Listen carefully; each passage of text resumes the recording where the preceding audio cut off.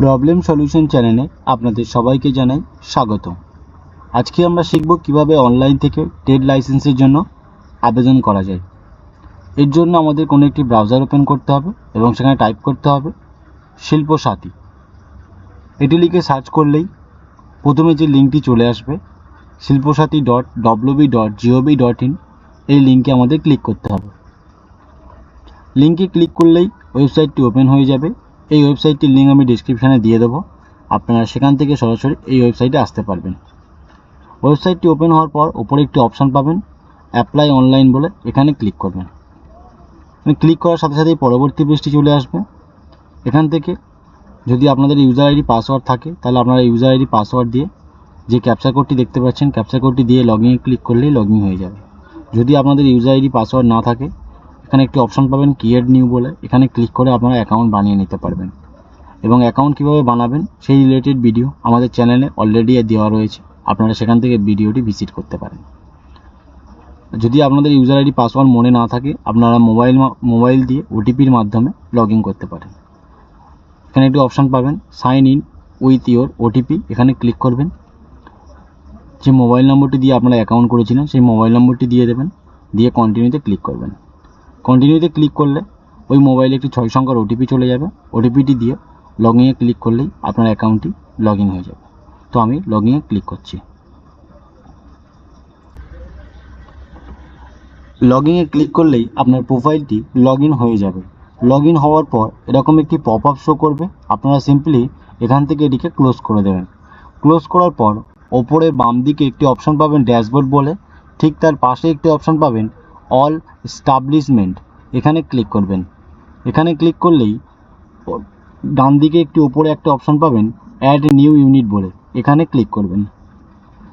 ওখানে ক্লিক করলে এখানে একটি সার্চের অপশান পেয়ে যাবেন। এই সার্চে টাইপ করবেন টেড বলে, এই টেড লিখে সার্চ করলেই এখানে অনেকগুলো অপশান চলে আসবে। এর মধ্যে পঞ্চায়েত অ্যান্ড রুরাল ডেভেলপমেন্ট বলে যে প্রথম অপশানটি চলে এসছে এই বক্সে টিক চিহ্ন দেবেন।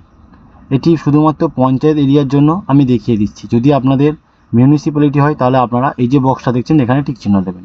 তো আমি পঞ্চায়েতের জন্য আবেদন করছি, তাই আমি পঞ্চায়েতের যে বক্সটি রয়েছে এখানে টিক চিহ্ন দিয়ে ক্রিয়েট সিএএফ এই অপশানে ক্লিক করছি। ক্লিক করলেই পরবর্তী পেজটি চলে আসবে। এখান থেকে আপনারা দেখতে পাচ্ছেন সমস্ত অপশানগুলো ইনঅ্যাক্টিভ আছে, এগুলোকে অ্যাক্টিভ করতে হবে। অ্যাপ্লাই করার জন্য আপনারা এখানে একটি অপশান পাবেন অ্যাপ্লাই অনলাইন বলে, এখানে ক্লিক করবেন। এখানে ক্লিক করলেই পরবর্তী পেজটি চলে আসবে। এখান থেকে আপনার দোকানের পুরো ডিটেলসগুলো দিতে হবে। আপনি যদি দোকানের মালিক হন তাহলে ইন্ডিভিজুয়াল করবেন এবং আপনার দোকানের নামটি এখানে দিয়ে দেবেন। আপনার দোকান যদি ছোট হয় মাইক্রো দেবেন, এর থেকে বড় হলে মিডিয়াম, তার থেকে বড় হলে লার্জ। তো আপনাদের যদি ছোট হয় তো আপনারা মাইক্রো অপশানটি দিয়ে দেবেন। এখান থেকে যদি আপনাদের দোকানটি নতুন হয় তাহলে নিউ দেবেন, যদি পুরনো হয় তাহলে পুরনো অপশানটি সিলেক্ট করবেন। দোকানটা আপনারা যখন নতুন করেন তো সেখানে কত টাকা ইনভেস্ট করেছেন সেই ইনভেস্ট এখানে দিয়ে দেবেন।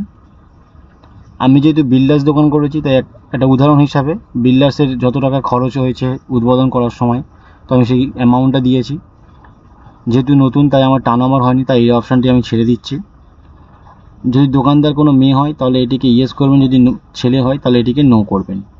এখান থেকে আপনারা প্রাইভেট অপশানটি সিলেক্ট করবেন এবং এখান থেকে প্রোপাইটার অপশানটা সিলেক্ট করবেন, কারণ দোকানের মালিক যেহেতু নিচেই তাই প্রোপাইটার অপশানটা সিলেক্ট করবেন। এখান থেকে দোকানদারের প্যান কার্ড নম্বরটি দিয়ে দেবেন, এই দুটো ফিল আপ করার দরকার নেই। এখান থেকে আপনারা আদার অপশানটা সিলেক্ট করবেন। আদার অপশানটা সিলেক্ট করার পর স্ক্রল করে একটু নিচে চলে আসবেন। এখানে আপনার দোকানের অ্যাড্রেসটি দিয়ে দিতে হবে। এখান থেকে আপনার দোকানটি যে অ্যাড্রেসে অবস্থিত তার পিনকোডটি দিয়ে দেবেন, তারপর জেলাটি দেবেন, তারপর সাব ডিভিশন দেবেন, তারপর যদি ব্লক হয় ব্লক দেবেন, পঞ্চায়েত হলে মিউনিসিপ্যালিটি দেবেন। এখান থেকে ব্লকের নামটি দিয়ে দেবেন, তারপর পঞ্চায়েতের নাম দেবেন, তারপর পুলিশ স্টেশনের নাম দেবেন, থানা, তারপরে পোস্ট অফিসের নামটি দিয়ে দেবেন এবং আপনার পুরো অ্যাড্রেসটি এখানে দিয়ে দেবেন। এটি ফিল আপ করার পর অ্যাড এস্টাবলিশমেন্ট বলে যে অপশানটি দেখতে পাচ্ছেন এখানে ক্লিক করবেন। এখানে ক্লিক করলেই আপনি যে ডেটাগুলো ইনপুট করেছেন সেই ডেটাগুলো সেভ হয়ে যাবে। এরপর আপনারা ওপরে একটি অপশান পাবেন অল এস্টাবলিশমেন্ট বলে, এখানে আবার ক্লিক করবেন। ক্লিক করার পর একটু স্ক্রল করে নিচে চলে আসবেন। স্ক্রল করে নিচে চলে আসলে আপনি যে এস্টাবলিশটা অ্যাড করেছেন সেটি প্রথমেই দেখতে পাবেন। দেখুন আমি স্টাবলিশটা মা বিল্ডার্স বলে নাম দিয়েছিলাম দোকানে, সেটি প্রথমেই শো করছে। যেটি শো করবে আপনার যেটি হবে তার ঠিক ডান দিকে একটি অপশান পাবেন অ্যাড নিউ সার্ভিস বলে, এখানে ক্লিক করবেন। ওখানে ক্লিক করলে পরবর্তী পেজটি চলে আসবে। ঠিক প্রথমে আপনারা যেমন সার্চে ক্লিক করেছিলেন টেট বলে, এখানেও স্টেট বলে সার্চ করবেন এবং প্রথমে যে অপশানটি চলে আসবে পঞ্চায়েত অ্যান্ড রুরাল ডেভেলপমেন্ট বলে, এই বক্সে টিকচিহ্ন দেবেন, দিয়ে ক্রিয়েট সিএএফ অপশানে ক্লিক করবেন। ক্রিয়েট সিএএফ অপশানে ক্লিক করলে পরবর্তী পেজটি চলে আসবে। এখান থেকে আপনারা অ্যাপ্লাই অনলাইন যে অপশানটি দেখতে পাচ্ছেন এখানে ক্লিক করবেন। এখানে ক্লিক করলেই আপনি প্রথমে যে ডেটাগুলো ইনপুট করেছিলেন সেখান থেকে কিছু কিছু ডেটা এখানে শো করবে। এখান থেকে আপনাকে মোবাইল নম্বরটি দিয়ে দিতে হবে, যে কাস্টমার অর্থাৎ যে দোকানদার আপনি ট্রেড লাইসেন্সটা বানাচ্ছেন তার মোবাইল নম্বরটি দিয়ে দেবেন। এখান থেকে দোকানটি যে জেলার মধ্যে অবস্থিত সেই জেলাটি দিয়ে দেবেন। দোকানটা যে জায়গাতে অবস্থিত সেটি যদি ব্লকের আন্ডারে হয় ব্লক দেবেন, মিউনিসিপ্যালিটি হলে মিউনিসিপ্যালিটি দেবেন। তো আমার যেহেতু দোকানটি ব্লকের আন্ডারে, তাই আমি ব্লক অপশানটি সিলেক্ট করলাম এবং ব্লকের নামটি এখানে দিয়ে দিতে হবে।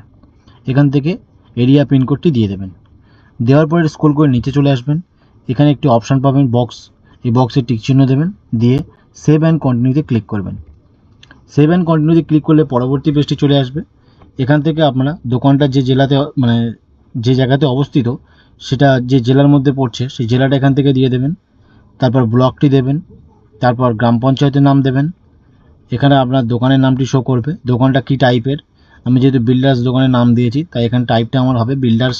দোকানটা যদি অন্য কোনো হয়, কারো যদি সাইবার ক্যাফে হয় তো এখানে সাইবার ক্যাফে অপশান সিলেক্ট করবেন, কারো যদি মুদি দোকান হয় মুদি দোকান অপশানটি সিলেক্ট করবেন। তো যার যেরকম দোকান হবে সেই অনুযায়ী টাইপটি সিলেক্ট করবেন। টাইপটি দেওয়ার পর স্ক্রল করে নিচে চলে আসবেন। নিচে এখান থেকে দোকানের যে জায়গাতে অবস্থিত সেই জায়গার পুরো ডিটেলসটি দিতে হবে, অর্থাৎ খতিয়ান নম্বর, মৌজা নম্বর, জেল নম্বর, যেটি পর্চাতে রয়েছে সেই পর্চার পুরো ডিটেলসটি এখানে দিতে হবে। তো এখান থেকে দোকানটা যে জায়গাতে অবস্থিত সেই এলাকারটি যে গ্রামের নামটি দিয়ে দেবেন।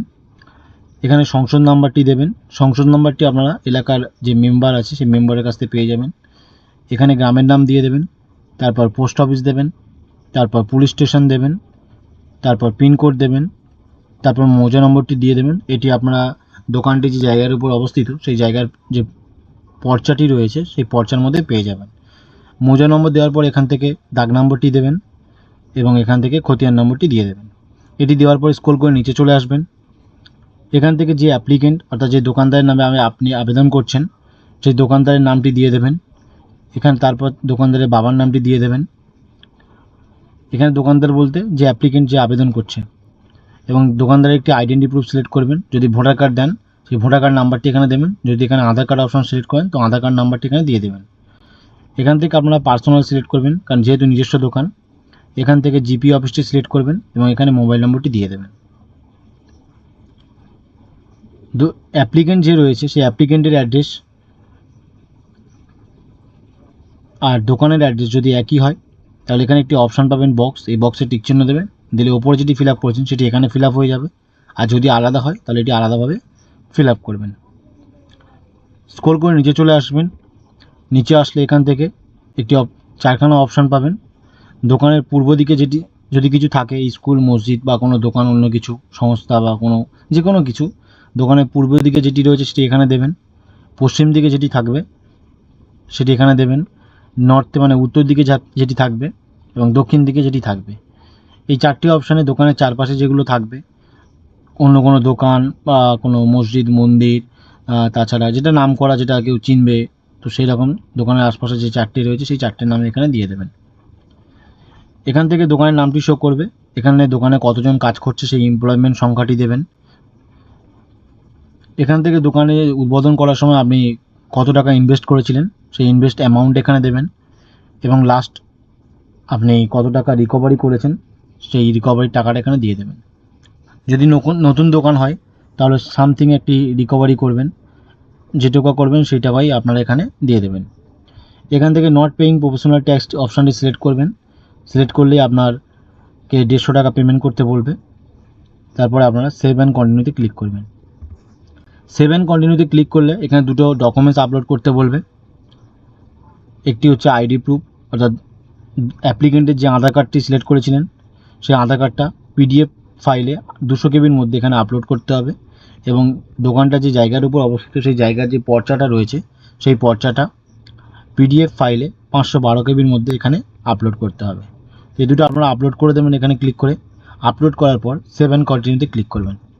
সেভ অ্যান্ড কন্টিনিউতে ক্লিক করলে পরবর্তী পেজটি চলে আসবে। এখানে একটি বক্স পাবেন, বক্সে টিক চিহ্ন দেবেন, টিক চিহ্ন দিয়ে সাবমিটে ক্লিক করবেন। সাবমিট অপশানে ক্লিক করলেই আপনাকে পরবর্তী পেজে নিয়ে চলে আসবে।